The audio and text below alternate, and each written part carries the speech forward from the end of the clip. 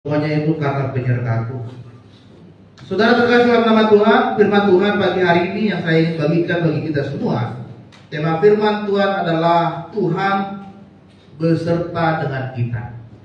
Mari kita buka dalam kitab Matius pasal yang pertama, ayat ke-23. Kitab Matius pasalnya yang pertama, ayat 23.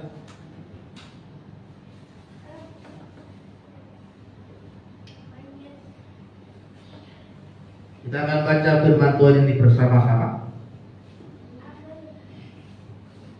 Kita baca sama-sama 1, 2, 3.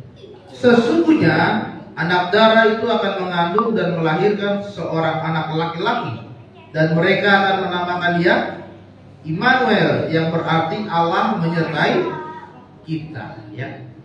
Matius 1 ayat 23 merupakan bagaimana ketika malaikat Tuhan menjumpai Maria pada saat itu, dan malaikat berkata kepada Maria, "Maria, engkau akan mengandung seorang anak yang kudus, yang dari karya Roh Kudus, dan anak inilah engkau akan menamai dia Immanuel, yang berarti Tuhan Allah menyertai kita." Matius pasal 1 ayat 23 ini merupakan nubuatan dari Nabi Yesaya dan terambil dalam kitab Yesaya pasalnya yang ke-7 ayat ke-14. Sama firman-Nya Tuhan juga berkata bahwa ia akan melahirkan seorang anak laki-laki dan dinamakan adalah Immanuel. Tuhan menyertai kita, Bapak Ibu Saudara, sampai di akhir tahun 2023 kita masih melihat bagaimana penyertaan Tuhan terjadi dalam hidup kita. Agustus 2022 Presiden Jokowi berkata bahwa kita akan memasuki tahun 2023 dengan resesi, dalam keadaan yang gelap, banyak krisis di mana-mana, bahkan di seluruh dunia pun mengalami krisis. Bahkan negara itu hanya bisa meraih keuntungan hanya sampai 2-3% dalam tahun 2023. Awal tahun 2023 sudah dikatakan kita akan masuk ke masa yang kelam. Banyak krisis. Kemudian ditambah dengan dampak dari perang antara Rusia dan Ukraina.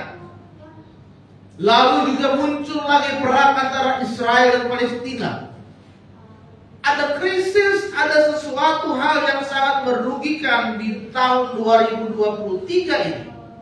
Tetapi saudara, sampai hari ini, sampai saat ini, di akhir tahun 2023, kita masih melihat bagaimana Tuhan masih menyertai hidup kita. Amin. Amin. Diprediksi akan mengalami krisis, tapi sampai saat ini Tuhan masih pelihara kita. Tuhan masih beri makan kita, Tuhan masih beri kita kekuatan, Tuhan masih berikan kita kesehatan, Tuhan cukupkan segala kebutuhan hidup kita sampai sekarang ini. Itu karena Dia Immanuel. Itu karena Dia adalah Allah yang menyertai kita. Sehingga saudara terkasih dalam nama Tuhan, nyatalah kasih Kristus di dalam kehidupan kita. Penyertaan Tuhan itu saudara, itu Tuhan berikan di dalam kehidupan kita mulai ketika Tuhan menciptakan manusia sampai dengan akhir dari kesudahan dunia ini. Penyertaan Tuhan itu selalu Tuhan nyatakan dalam hidup kita. Pada saat Tuhan menciptakan manusia, Adam dan Hawa, lalu manusia jatuh ke dalam dosa, apakah Tuhan tinggalkan mereka? Tidak. Memang ada hukuman yang Tuhan berikan, ada ganjaran, ada punishment yang Tuhan berikan, tapi Tuhan masih menyertai mereka. Adam dan Hawa Tuhan pelihara, keturunan-keturunannya mereka juga Tuhan pelihara. Tuhan memberkati kehidupan mereka. Lalu pada kehidupan bangsa Israel, saudara, kehidupan bangsa Israel, Tuhan juga menyertai mereka. Meskipun bangsa ini terkenal sebagai bangsa yang suka bersungut-sungut, suka mengeluh, ya. 40 tahun di padang pasir, mereka selalu mengeluh terus kepada Tuhan, selalu menyalahkan Tuhan, selalu menganggap Tuhan berbuat tidak adil kepada mereka. Tapi selama 40 tahun kitab Ulangan di situ dikatakan bahwa Tuhan tidak pernah sedetik sehari pun tidak memberi makan kepada bangsa ini. Artinya selama 40 tahun bangsa Israel selalu Tuhan pelihara. Tuhan berikan makan, Tuhan berikan minum, Tuhan berikan tiang awan, Tuhan berikan tiang api selama 40 tahun. Tidak pernah dilewatkan oleh Tuhan bagaimana penyertaan dari Tuhan itu sendiri. Artinya saudara, bagaimana Tuhan itu menyertai hidup kita. Ketika kita sedang berada di dalam kondisi-kondisi yang sedang sulit, ada pergumulan yang sangat berat, ada sesuatu yang sedang menjadi beban dalam hidupmu, tetapi percayalah, sekalipun engkau sedang mengalami sesuatu yang berat di hari Natal ini, tapi tangan Tuhan tidak terlalu panjang untuk menolong hidup saudara. Dan di hari Natal ini, jika kau yakin dan percaya, Tuhan akan nyatakan kasih-Nya ke dalam hidup saudara. Amin. Amin. Oleh sebab itu saudara, ada 3 hal yang harus kita lakukan supaya Tuhan semakin menyertai kita. Yang pertama adalah jangan ada lagi keraguan kepada Tuhan. Di dalam Mazmur 121 ayat 1 sampai 2 dikatakan, aku melayangkan mataku ke gunung-gunung, dari manakah akan datangnya pertolonganku? Ayat kedua, pertolonganku ialah datang dari Tuhan yang menjadikan langit dan bumi. Jangan ada lagi keraguan di dalam Tuhan.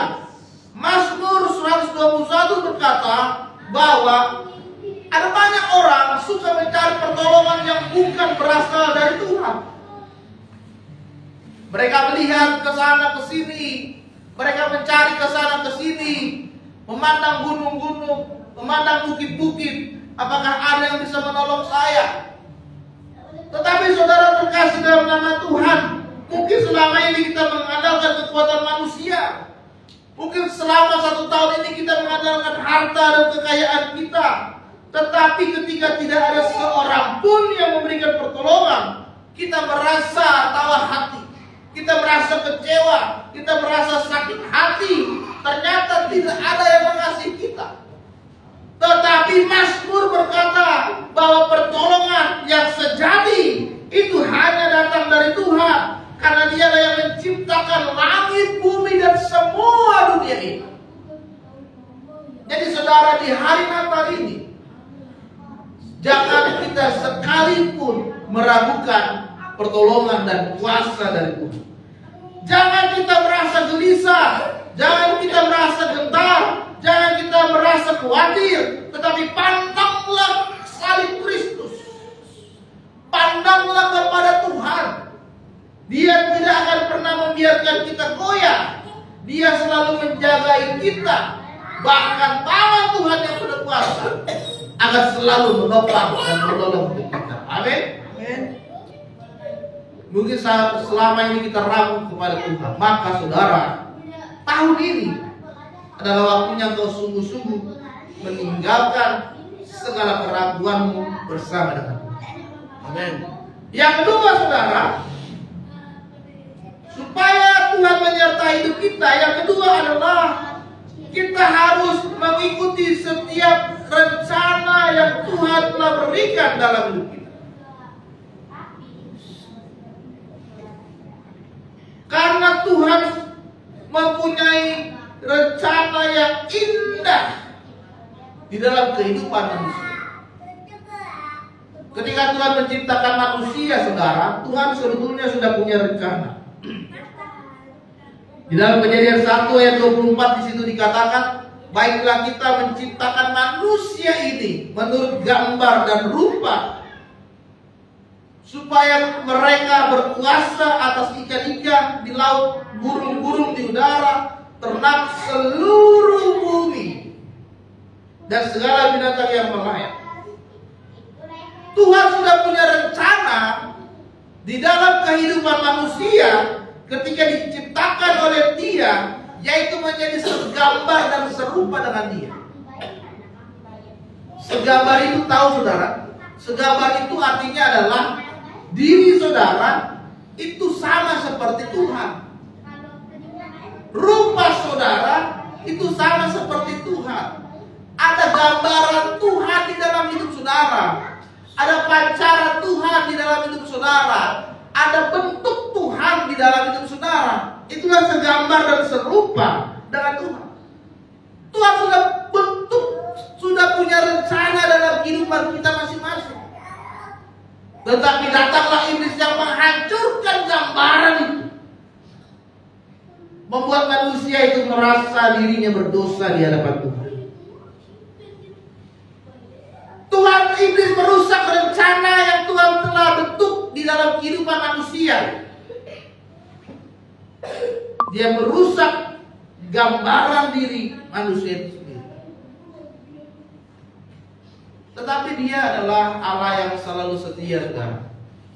Meskipun gambaran kita, rencana kita itu dirusak oleh iblis, tetapi Tuhan itu selalu membuat supaya kita kembali kepada rencananya yang sempurna. Tuhan itu selalu berusaha supaya hidupmu tidak semakin jatuh di dalam dosa iblis.